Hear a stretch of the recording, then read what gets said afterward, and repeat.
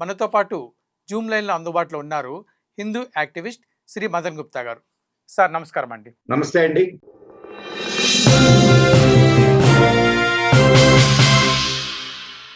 అయితే ఇప్పుడు ఇదేమో రాజ్యాంగంలో ఉన్న లోపం కనిపిస్తుంది, అలాగే దేశ విభజనలో కూడా ఈ కుట్ర కనిపిస్తుంది, స్పష్టంగానే ఉంది. ఇంతకాలం నడుస్తుంది. ఇప్పుడు ఈ వ్యాఖ్యలు గత 3 రోజుల క్రితమే చేశారు ఆయన. సో ఇప్పుడు ఎందుకు అంటే ఒక వార్నింగ్ ఇస్తున్నాడా, లేకపోతే ఆయన చేస్తున్న పనిని మేము కొనసాగిస్తున్నాము అని ఎట్లా, అసలు ఈ టైంలో దాన్ని చెప్పడంలో ఆయన ఉద్దేశం ఏంటి? అరే వీళ్ళందరూ ట్రేటర్స్ సార్. వీళ్ళందరూ భారతదేశ విచ్ఛిన్నాన్ని కోరుకుంటున్నటువంటి శక్తులు. చెప్పడానికి ఉద్దేశం ఏంది అని అంటే, ఇప్పుడు హిందువులు కళ్ళు తెరిచారు. నిన్న బెంగాల్లో 90% మంది హిందువులు ఒక హిందూ ఓరియంటెడ్, హిందూ సపోర్టెడ్ పార్టీని గెలిపించారు. ఇది చాలా ఆలోచించాల్సినటువంటి విషయం. ఇప్పుడు దాకా అక్కడ ఏం చెబుతూ వచ్చారు? ఇప్పుడు దాకా అక్కడ చెప్తూ వచ్చినటువంటి విషయం ఏమిటాయనంటే, అక్కడ ముస్లింల మెజారిటీ, అంటే ఎక్కువ సంఖ్యలో ముస్లింలు ఉన్నారు కాబట్టి కొద్ది మంది హిందువుల్ని కానీ మన వైపు లాక్కుంటే మనం పరిపాలించవచ్చు, ఇది కదా. అందుకే కదా బంగ్లాదేశ్ వాళ్ళని ఇన్ఫిల్ట్రేట్ చేసిందే అక్కడ. ఎప్పుడైతే నేను ఒక చిన్న ఇది చెప్తాను వినండి. ఒక ఆయన ఎలక్షన్స్ జరుగుతున్నప్పుడు పోలింగ్ బూత్ దగ్గరికి వెళ్ళారు. పోలింగ్ బూత్ దగ్గరికి వెళ్తే, ఎవరయ్యా నువ్వు, ఏంటి, ఎందుకు వచ్చావు నువ్వు అంటే, ఓటేసావు అంటే, ఓటేసానంటే. మరి ఎందుకు వచ్చావు, అయిపోయింది కదా వెళ్ళిపోవచ్చు కదా అంటే, లేదండి మా నాన్నగారు వస్తారండి. నువ్వు తీసుకురావచ్చు కదా. అయ్యో ఆయన చచ్చిపోయి 5 ఏళ్ళు అయిందండి. మరి ఎట్లా వస్తాడయ్యా? పోయినసారి వచ్చి ఓటేసి వెళ్ళాడండి. ఆయన చచ్చిపోయి 8 ఏళ్ళు అయింది. పోయినసారి వచ్చి ఆయన ఓటేసి వెళ్ళాడు. ఈసారి కూడా వచ్చి ఓటేస్తాడేమో అని నేను వచ్చానండి. అంటే చచ్చిన వాళ్ళ ఓట్లు కూడా పడ్డాయి వేరే పేరుతో. అండ్ వేరే ఊళ్ళకు పోయిన వాళ్ళ ఓట్లు, బంగ్లాదేశీయుల ఓట్లు, వీటన్నిటినీ అరికట్టి ఎస్ఐఆర్ ద్వారా కట్టడి చేసి ఎలక్షన్స్ క్లియర్ గా జరగాలి అనేటటువంటి ఒకే ఒక్క ఉద్దేశంతో ముందుకు నడిస్తే అప్పుడు పరిస్థితి చక్కబడింది. ఇటీవల ఇక్కడ మనం అర్థం చేసుకోవాల్సిన విషయం ఏంటంటే, బెంగాల్లో 15 సంవత్సరాలు హిందువులు పడ్డటువంటి పాట్లు ఏవైతే ఉన్నాయో, రేపు అదే హిందువులు విచ్ఛిన్నమైతే భారతదేశం మొత్తంలో ఉన్నటువంటి హిందువులు అనుభవించవలసి వస్తుంది. పాలన నీదైతేనే అందరినీ నువ్వు సమానంగా చూడగలవు. ఏమంటే మోడీ గారు వచ్చారు, మోడీ గారిని అందరూ హిందూ పక్షపాతి. ఆయన నోటి నుంచి ఎప్పుడు వచ్చినా ఒకే మాట వస్తుంది. ఏం మాట? సబ్కా సాత్ సబ్కా వికాస్. అవునా? ముస్లింలకి ఆయన పాలనలో పథకాలు అందలేదా? పథకాల ఫలాలు అందలేదా? అన్ని పథకాలు, ఈ ముస్లిం కి సంబంధించి పథకాలు, హిందూ సంబంధించి పథకాలు అనేది ఎక్కడా కూడా లేదు కదా, లేవు. ఇంకా చెప్పాలంటే ఈ పథకాలను అనుభవిస్తున్న వాళ్ళు కూడా మైనారిటీలు ఎక్కువ అనుభవిస్తున్నారు, ఒప్పుకుంటున్నారు కదా. ఒక్కరంటే ఒక్కరన్నా మోడీకి ఓటేశారా, వేసుంటారా? అనుమానంగా తలూపుతున్నారు మీరు. సందేహమే. సో ఇది పరిస్థితి. ఇక్కడ వాళ్ళకి కావాల్సింది అందరూ కలిసి బ్రతకడం కాదు. మేము పాలించాలా, మీరు పాలించబడాలా. మేము తొక్కితే, మేము గిచ్చితే, ఏదో సినిమాలో ఒక ప్రకాష్ రాజు పక్కనున్న అమ్మాయిని గిచ్చుతాడు. గిచ్చితే అబ్బా అంటే, ఓయ్ నేను గిచ్చితే గిచ్చుకోవాలా, నువ్వు ఆయా అనకూడదు. రేపు హిందువుల పరిస్థితి కూడా అదే. అందుకే డెమోగ్రఫిక్ చేంజెస్ చాలా వేగంగా జరుగుతున్నాయి. దీనికి కారణాలు ఏమిటి కనుక్కోమని అదే గవర్నమెంట్ ఒక కమిటీని వేసి, అవునా? రిటైర్డ్ సుప్రీంకోర్టు జస్టిస్ తోటి ఒక కమిటీ ఏర్పడ్డది. నేను యాక్చువల్ నెక్స్ట్ ప్రశ్న అదే వేయబోతున్నాను. సో ఈ ఈ డెమోగ్రాఫిక్ చేంజ్ అనేది అంటే ఇప్పుడు ఏదైతే నొమాని ఆయన కామెంట్ చేశాడో, సో ఈ డెమోగ్రాఫిక్ చేంజ్ ఈ రెండిటిని మనం ఎక్కడైనా అన్వయించుకోవచ్చా? అది జరుగుతుంది అని? ఖచ్చితంగా. ఇప్పుడు ఈ డెమోగ్రఫిక్ చేంజెస్ మీరు జాగ్రత్తగా గమనిస్తే, బార్డర్ స్టేట్స్ ఏవైతే ఉన్నాయో, బార్డర్ స్టేట్స్ అన్నిట్లో కూడా ఈ డెమోగ్రఫిక్ చేంజెస్ జరిగినాయి ఆల్రెడీ. ఇన్ఫిల్ట్రేషన్స్ జరిగినాయి. అందుకే సిఏఏ తీసుకొచ్చింది.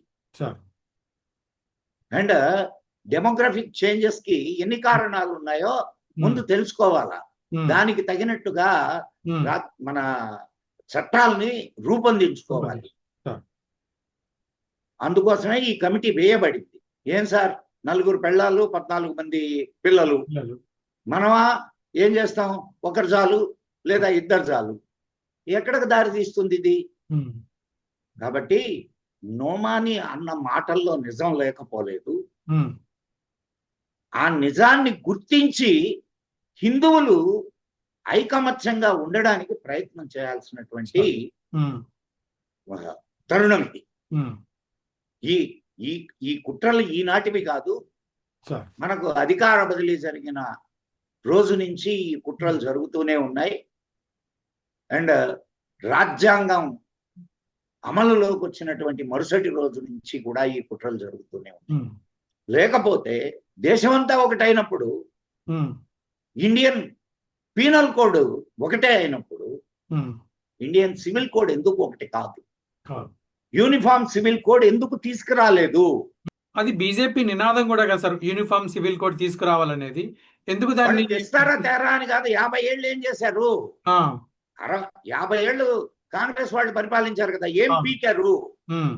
ఎందుకు తీసుకురాలా యూనిఫామ్ సివిల్ కోడ్? ఇప్పుడు బీజేపీ కొన్ని రాష్ట్రాల్లో ఈ సిస్టమ్ ని అడాప్ట్ చేస్తున్నది. గోవాలో ఆల్రెడీ ఉంది. మరి దేశమంతా తీసుకురావడానికి ప్రయత్నాలు చేస్తున్నది. ఇక్కడ హిందువు 2వ తరగతి పౌరుడు అయిపోయాడు సార్. నిన్నటి దాకా వక్ఫ్ బోర్డు ఇష్యూ తీసుకున్నట్లయితే, వాడు భారతదేశ పటంలో ఎక్కడ ఏలు పెడితే అది వాళ్ళది. మనకు ఒక కొంచెం పచ్చి సామెత ఉంది, పిల్లోడు చచ్చిన పీతికం పొదలేదని. మనకు ఈ కంపు ఇంకా వదలడం, కొంచెం పచ్చిగానే ఉండొచ్చు కానీ నిజం అది. కాబట్టి హిందువులు ఖచ్చితంగా కళ్ళు తెరవలసినటువంటి సమయం ఇది. అంతర్జాతీయంగా జరుగుతున్నటువంటి కుట్ర. దగ్గర మన వీళ్ళు అమెరికన్ సెనేటర్స్ రెండు వర్గాల వారు ఏం మాట్లాడుతున్నారు? ఒక విషయంలో ఒకటయ్యారు వాళ్ళు. రెండు డెమోక్రాట్స్ రిపబ్లికన్స్. ఏ విషయంలో? భారతదేశానికి పంపించే ఫండ్స్ విషయంలో. ఎఫ్సిఆర్ఐ పెట్టారు కదా, రాబోయే పార్లమెంట్ లో ఎఫ్సిఆర్ఐ దాని మీద నిబంధనలు మారుస్తున్నట్టుగా ఒక బిల్లు తీసుకురాబోతున్నారు. దాని గురించే చర్చించడానికి వచ్చాడు మార్క్ రూబియో. వాదన ఎందుకు? ఇక్కడ మీకు క్రిస్టియన్ మిషనరీలు అండ్ సో కాల్డ్ ఈ సేవా సంఘాలు, వీటన్నిటికీ డబ్బు అందడం కష్టమైపోతుంది. కాబట్టి ఇక్కడ ఇంతకుముందు వాళ్ళు అనుకున్నంత చేంజెస్ జరగడం లే. ఒక పక్క క్రిస్టియన్లు ఈ దేశాన్ని క్రిస్టియానిటీ వైపుగా నడిపించాలని చూస్తున్నారు. ఒకవైపు ముస్లింలు ఈ దేశాన్ని గజవాయే హిందూ చేయాలనే ఆలోచనలో ఉన్నారు. ఒకవైపు ఈ కమ్యూనిస్టులు ఎవరైతే ఉన్నారో వాళ్ళు వీళ్ళిద్దరికి సహాయకులుగా ఉన్నారు. And including Congress. నేను కాదు సార్, వాళ్ళే చెప్పుకున్నారు. ఇప్పుడు భారతదేశం విడిపోవడానికి కారణం ఏంటి? భారతదేశం విడిపోవడానికి ఒక పార్టీ కారణం, ముస్లిం లీగ్ అంటారు దాన్ని. ముస్లిం లీగ్ ఈ రోజు తన పేరు మార్చుకొని కాంగ్రెస్ గా మారింది. మన్మోహన్ సింగ్ గారు ఏం చెప్పారు సార్? ఈ దేశంలో ఉన్నటువంటి రిసోర్సెస్ మీద మొట్టమొదటి అధికారం ముస్లింలకే. ఈ మాట అన్నారా లేదా? అండ్ మన రేవంత్ రెడ్డి గారు ఏం చెప్పారు సార్? ముస్లింలకే మేము పెద్దపీట వేస్తాం. ఉమ్, హిందువులకు సిగ్గు లేదు సార్, అయినా సరే మేము వాళ్ళనే గెలిపిస్తాం. ముస్లిం లీగ్ అనే సంగతి జనాలు గుర్తించాలి ఉమ్, సార్.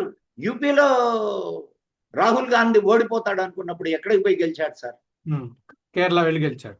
అక్కడ మెజారిటీ ఎవరండి? క్రిస్టియన్స్. ముస్లిం. ఉమ్. ముస్లిం మెజారిటీ ఉన్నటువంటి కాన్స్టిట్యున్సీ నుంచి ఆయన గెలిచాడు. కాన్స్టిట్యూన్స్ లో ముస్లిం మెజారిటీ ఉంది ఎక్కువ. కాన్స్టిట్యున్సీలోనే కాదు, మొత్తం స్టేట్ లో కూడా ముస్లిం మెజారిటీ అయింది అక్కడ. వాయనాడ్ కాన్స్టిట్యూన్స్ లో ముస్లిం మెజారిటీ ఎక్కువ. సో ఈ నిజాలన్నింటినీ మనం గుర్తించకుండా ఉమ్, మనం కళ్ళు మూసుకొని నిద్రపోతూ ఉంటే అది శాశ్వత నిద్ర కావడానికి అవకాశం ఉంటుంది. ఇది నా కన్క్లూషన్. ఆయన నొమానీ గారి యొక్క నోమాని గారు కరెక్ట్ గా మాట్లాడారు. ఉమ్, మన హిందువులే తెలివి తక్కువగా ఆలోచిస్తూ ఉమ్, మేము సిక్కులం, మేము జైనులం, మేము లింగాయతులం. ఉమ్. ఏమంటే ఏ లింగాయత్ అయినా రుద్రం చదవకుండా పూజ పూర్తి చేయడు. పూజ పూర్తి అవుతుందా? మరి రుద్రం ఎక్కడి నుంచి వచ్చింది? సనాతన ధర్మంలోని వేదంలో నుంచి 10వ మండలంలో, ఋగ్వేదంలోని 10వ మండలం నుంచి వచ్చింది కాదా? మరి రాజకీయ క్రీడలో, రాక్షస రాజకీయ క్రీడలో వాళ్ళు కూడా ఒక భాగం అయ్యి తమ జాతిని, ఇప్పుడు మూర్ఖుడు ఏం చేస్తాడు అంటే తను కూర్చున్న కొమ్మను తనే నరుక్కుంటాడు సార్. ఇప్పుడు ఏనుగు తన మీద తనే మట్టేసుకుంటుంది. ఏనుగు మీద వెళ్ళి ఎవడు మట్టేడుగా. ఇటువంటి నోమానీ లాంటి వాళ్ళందరికీ మనం అవకాశం ఇస్తున్నాం కాబట్టే నోమానీ ఈ మాట అన్నాడు. అతని తప్పేం లేదు అనడంలో, కానీ అతను అనడంలో ఉన్నటువంటి నిజాన్ని గ్రహించి రాబోయే ప్రమాదాన్ని మనం పసిగట్టి మనం నిరోధించాలి. తాటి మీద నిలబడి మరలా మన జాతిని మనం నిలబెట్టుకోవాల్సినటువంటి ఆవశ్యకత ఉంది. లేకపోతే నువ్వు జిజియా పన్ను కట్టాల్సి వస్తుంది. జిజియా పన్ను తెలుసు కదా మీకు? జిజియా పన్ను నీ ఆడబిడ్డల మానానికి హామీ ఉండదు. ఇది లింగాయతులైనా గుర్తించాల్సిందే, జైనులైనా గుర్తించాల్సిందే, సిక్కులైనా గుర్తించాల్సిందే. కాబట్టి మనం హిందువులందరూ జాగ్రత్త పడాల్సినటువంటి అవసరాన్ని ఈ కామెంట్ తెలియజేస్తుంది. చాలా సంతోషం. మీ విలువైన సమయాన్ని ఆంధ్రప్రదేశ్ ప్రేక్షకులు కేటాయించి చాలా ముఖ్యమైన విషయాలు తెలియజేశారు. మరొక కార్యక్రమంలో కలుసుకుందాం. తప్పకుండా రాఘవ చైతన్య గారు, నమస్కారం. మంచి టాపిక్ ని తీసుకొని వచ్చారు. విన్నారు కదా హిందూ యాక్టివిస్ట్ శ్రీ మదన్ గుప్తా గారి యొక్క విశ్లేషణ నొమానీ గారి కామెంట్ పైన. సో ఈ యొక్క హిందువులు విభజించు పాలన అనేటువంటి ఒక కుట్రను అర్థం చేసుకుని ఎవరికి వారు విడిపోకుండా అందరూ కలిసి ఎదుర్కోవాల్సినట్టుగా ఉంది పరిస్థితి అని శ్రీ మదన్ గుప్తా గారు తెలియజేస్తున్నారు. ఈ విషయంలో మీ యొక్క అభిప్రాయాలను కూడా కామెంట్స్ రూపంలో తెలియచేయండి.